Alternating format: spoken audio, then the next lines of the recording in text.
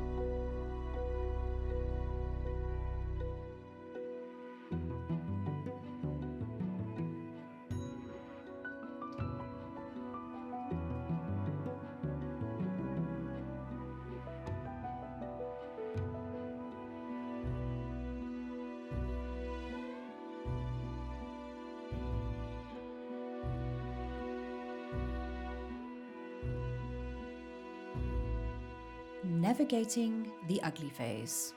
By now we've hit something called the ugly phase. And this is where most people rip the page out. But if you embrace the mess and keep going and find the image around the blobs, this is where magic starts to happen. As we hit this stage called the ugly phase, you hit a wall. And this is where 90% of artists rip the page out, tear it up, throw it away, give up, or walk out the door. But if you look closely at the blob, it does look like a little bit of a disaster. But instead of abandoning it, we're going to use the negative space and find details and pull out shapes. You don't need to save the painting to win. You just have to stay in the room with it. So at this point, what we're going to do is we're turning it into a scene. And we're going to pull out some abstract plants and create a little bit of what we're going to call a marshland later. And now the magic will start to happen.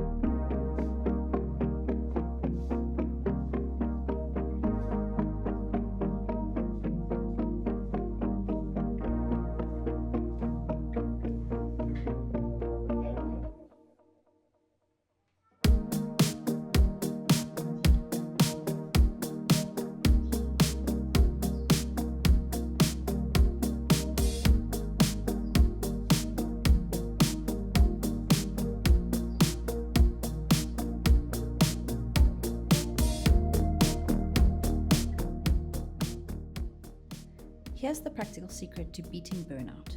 Lower the stakes.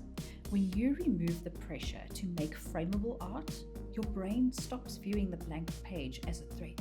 These tiny, low-pressure sketches act like a warm-up for your creative muscle.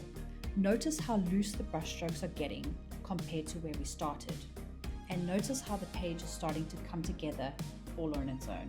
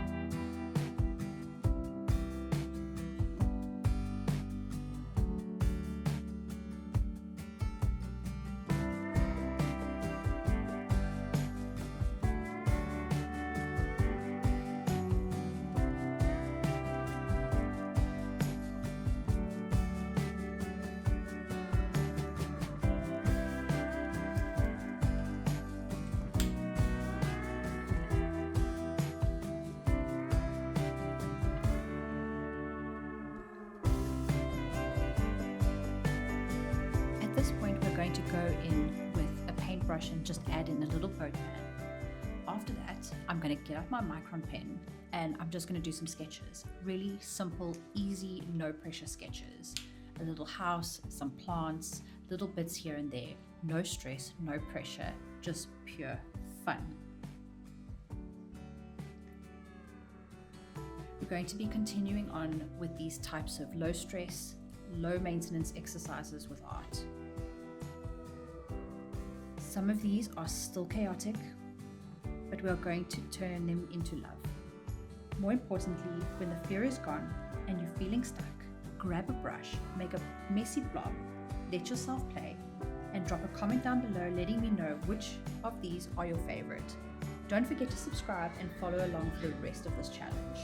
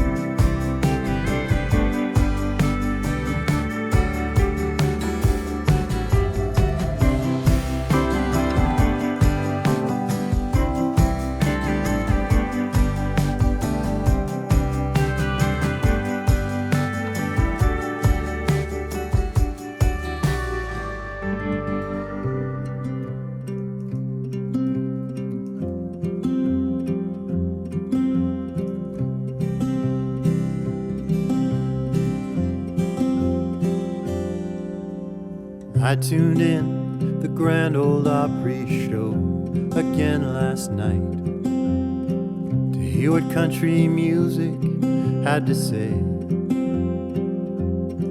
about God and sex and politics and raising family right, and how the outlaws did it in their day. I heard songs about the way a woman looks in her blue jeans, songs about what white folks say being Southern means, ballads weighing pros and cons of whiskey, wine, and beer. No one singing protest songs this year.